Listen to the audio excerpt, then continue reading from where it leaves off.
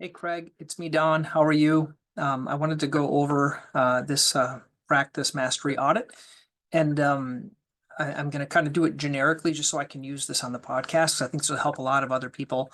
So I'm going to read this because I think some people won't be seeing the video version of it. So you finished school in 2021, so you've been out a few years, probably maybe three and a half years. What's going well in your practice? Your patients are very happy. You're doing good treatments. What area of practice makes you excited about the future or your $1 million idea, helping patients avoid surgery through offering traditional and non-traditional conservative treatment, getting patients out of orthotics and into minimalist shoes, offering tools and resources, PT, foot mobility, strengthening coaching, gait analysis, to help patients have the ability to participate in preventing care. I think all of those are great. We in our office, we sell LEMS, and we're big advocates of topos and ultras, and we have a lot of trigger point tools that are for sale. And we do still do a significant amount of orthotics, but you have to make sure that this preventative care is really also able to, let your practice be profitable. I guess your biggest frustration, what you lose sleep over, is low patient volume. And I think even before we go any further, for anyone that's listening, when you look at a practice where you're at, you want to find the number one constraint and spend all your time trying to fix that constraint. And this is something I learned from Alex Harmozy. You want to fix that one thing, because when you do that, it makes everything else a lot easier. So I think even before you go any further, I think the main focus would be patient volume. Like if you're going to focus on one thing, and that might be just like giving it an hour a day, what Alex says is 100 minutes a day, but taking it and focusing on how to fix that one bottleneck. And I'll give you some suggestions for the patient volume thing. You haven't been in a mastermind, so maybe one way of doing that maybe would be, I have an online mastermind group. It's a WhatsApp group. It's virtual. There are some other people that have in person ones. There's AAPPM that do meetings. If you haven't been to any of those might help you.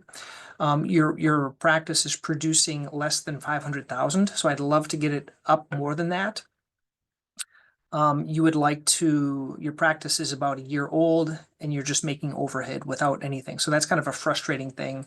What's stopping you? I think you're still trying to get on insurance panels, exposure, and you're in a saturated area. I think a lot of us are in saturated areas where there's a lot of podiatrists. And one skill you'd like to learn would be regenerative medicine. I think you have that. I think you already have Shockwave. I think that's great. Your ideal patients are athletic patients with an acute injury that want to return to sport through non-traditional podiatry modalities, and that might be shockwave, amnio injections, things like that. I asked a question in this audit about the magic genie question. So if a genie appeared and gave you 3 wishes, so you could change 3 things in or about your business instantly with no effort or cost, what would these be? And you said, number 1, I would hire a podiatrist to work under me and run my mobile clinic. I've been running a mobile clinic 1 day a week, where I go to assisted living group home. I have 150 patients. It's been steadily growing and has been keeping the lights on. I would like to have someone hired under me to work those clinics. I've done a lot of work establishing the referral sources, and there's a ton of room to grow. And I think that might be because a lot of people aren't wanting to do that type of work in your area. And I think there is a lot of room, especially if you could find either a podiatrist or even a nurse practitioner, or as I talk a lot about, like a nail tech. I think a nurse practitioner might be a better, or a physician's assistant, if in your state you can do that. But that would be a way that they could see it and you would monitor them. But I certainly think doing that would be good sooner versus later, especially if you're seeing there's a lot of revenue in that. If you're finding that there's not a lot of revenue in that, then you might want to just close it up once you get busy enough. And if it's only 1 day, I can see it's not really glutting you that much.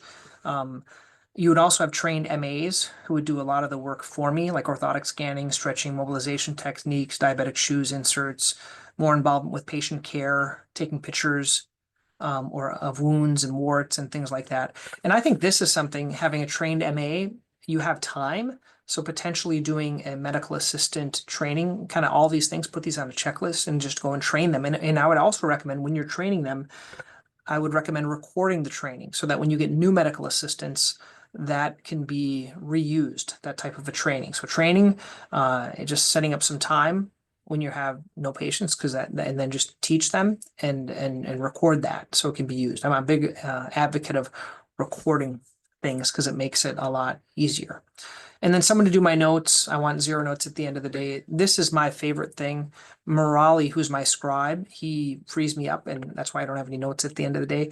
You kind of have to get to a point where you can afford someone like that. I think AI is getting there, so that might be another option, an AI version.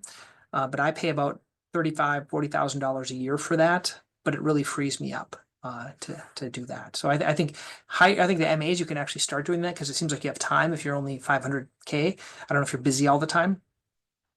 We talked about how you're feeling, and I'm going to joke with you here. I said, don't put 7s. You put 2 7s. Everyone picks 7s, but that's okay. Personally and professionally. Personally, you want to bring home a paycheck, allow your wife to stop working her job. You know, that's great that you have someone that by your side to help you for this kind of slow period. And then treating more of your ideal patients. I think the way to treat ideal patients, those athletic ones, is when you do marketing, you only speak to those. If you only want to see those, not that you don't see everything. And this is something I learned a while ago. You see everything, but you only speak to what you want to see, meaning what you do in social media, what you put out there on your blogs, what you put out there on your website is only your ideal patient, which would be that athletic patient that wants to get better. In part of this practice mastery audit, actually, if anyone's listening to this, you want to see what this audit looks like, you can go to podiatrypracticemastery.com/audit, AUDIT. You can see it. But in here, I put all the office procedures that are available. And so you do shockwave, matrixectomy, fracture codes, uniboots, and then orthotic scanning. And I think there's a lot of other things that could potentially be done in your office that are pretty easy, like amnio injections, Cariflex, Oniflex, if you like to do the nail things. Exhaustectomy, if you have a little MIS kit, you could have a little rasp and do those in the office. I&D is pretty much like incision and drainage of like an ingrown toenail. That's what I mean. You could do ultrasound. If you had ultrasound, you could do ultrasound guided cortisones. You could do toe strapping. Really, all that is taping the toe, right? You can tape them together with Coban, and you could build a strapping code and things like that. And you also do Swift. So it's good. You have some of these things in the office. I just find it with a low patient volume, it's hard to make Swift and shockwave kind of profitable because you don't have enough patients in the office. What procedures would you like to start doing? You said ultrasound guided injections, amnio, and Cariflex. I think those are some simple low-lying fruit. You can get a couple of the kits, keep them there, and just practice them on patients. Do you accept Medicaid? You said yes. You have to be careful of what percentage of your patients are Medicaid. If it's too high, it might not be worth it. We opted out of Medicaid a while ago, and we didn't really see much of a loss. I know when you're starting out and you don't have as many patients, like any patient is a good patient. And another thing about that is when you're seeing patients, every patient should come back. Like every patient, there's a reason to see them back. And so when you're trying to fill the practice, like that's the way to do it. And once it gets filled, then you start reducing insurances or reducing or increasing the time between patients coming back. There's a big list of in-office dispensing and DME things. I probably should have separated this. I think that's what I'm going to do. So I appreciate your feedback. I'm going to separate in-office dispensing from durable medical equipment. But you do an ankle brace, you have a tall walking boot, you have diabetic shoes, and posterior night splint. So you have some of these. I think don't try to do everything. I think pick a couple of them that you think you can do and then offer them for your patients. What of those would you like to do normal? Do more of? You didn't even know a lot of them could be billed to DME or insurance. So a lot of these can be. I think some low-hanging fruit would be if you already have a DME license, you could do AFOs. So find a company and do some AFOs for like posterior tibial tendon dysfunction, things like that. That would be something that would be profitable. If you're doing ingrown toenails, you could do the post-op kits. The Amerigel has a good post-op kit. If you're doing surgery, doing shower covers. So simple things like that, that'll increase the per visit value for some of your patients. And then as you get more advanced, you can do some more. All of these are within my Podiatry Practice Mastery. If you go on there, it's pretty reasonable. I think it's like $90 or $100 a month or a little over that. But it goes through kind of how to start using all these things. And then efficiency techniques. You have all of your standard operating procedures, which I think is good. There are a couple of other things we talked about. Possibly next one we'll be using a scribe once you get busy enough. Things you'd like to learn more about. Amazon affiliate. I think it's a good thing. I don't make that much money though. I don't know if the juice is worth the squeeze for the Amazon affiliate. I think if you're going to focus on producing revenue, it would be adding new things, selling in your practice. Scribe really increased my revenue because I'm more present with my patients. But if you have a lot of time, it's probably better to do the notes yourself. And then once you get really busy, then get the scribe. Or if you think you could be more profitable using a scribe, but you have to have things to offer them so you can be more profitable.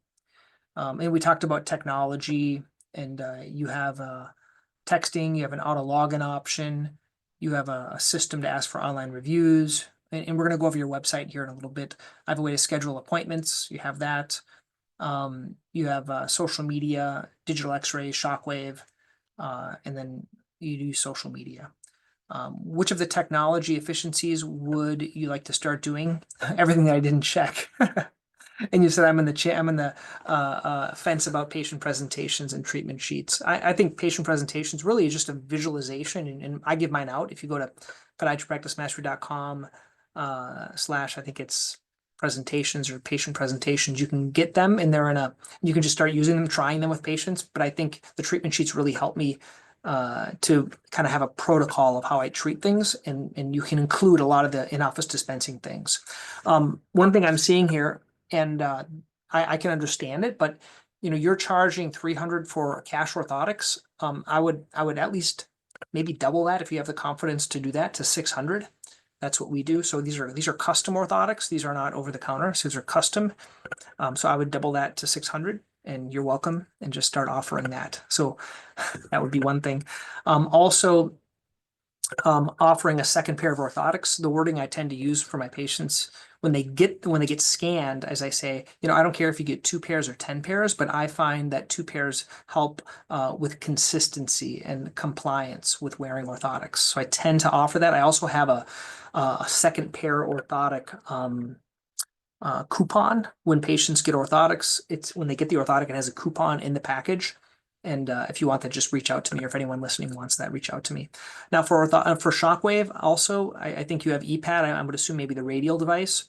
We charge $200 a session. So I think you're a little under. You're at $500 for 4 sessions. I would do $800 for 4 sessions, especially if you believe it. I would do $800 for 4 sessions. So up that price. You're undervaluing yourself and the market. Don't go low. If you're going to be anything, be the highest. And if you're not hearing any no's with shockwave, it's because you're too low. Same thing with orthotics. Amnio, you don't have. Swift, you're doing $250 per monthly session. So I think that's good. That's the only thing you're on bar, I think, is the Swift, is the $250 price. I think the other things could go up for you.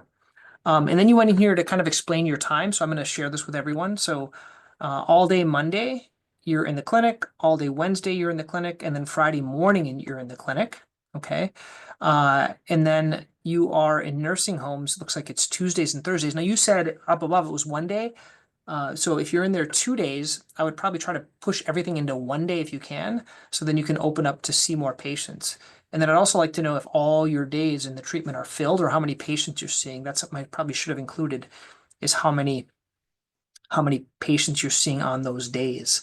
And that's my bad. I have to add that as well, the number of patients to that.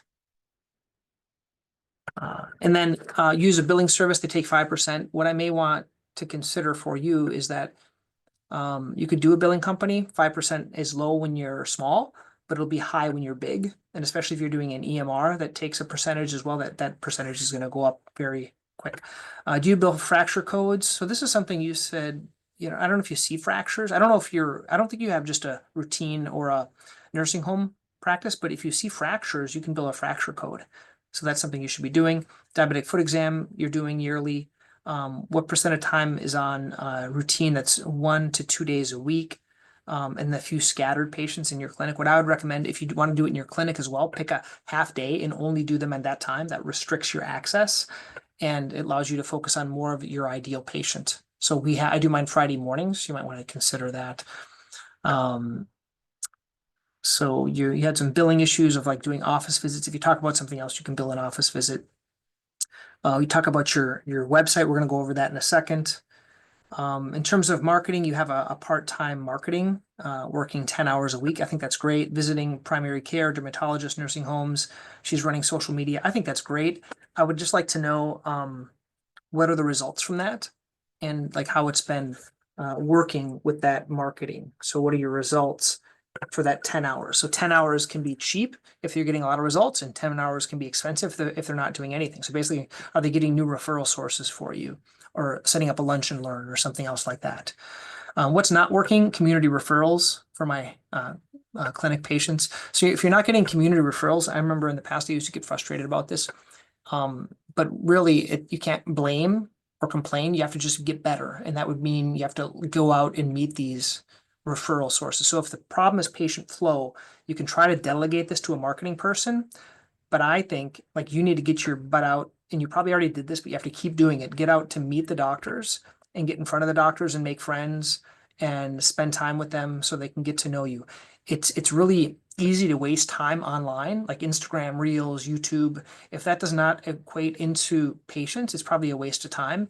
I would really just visit and hammer in these primary care doctors who you think can refer to you, and get to know them and make friends, and keep trying, and have this marketing person to set up lunch and learn so you can get to know them and spend time with them. And that's what they should be doing. They should be opening the door for you to meet them.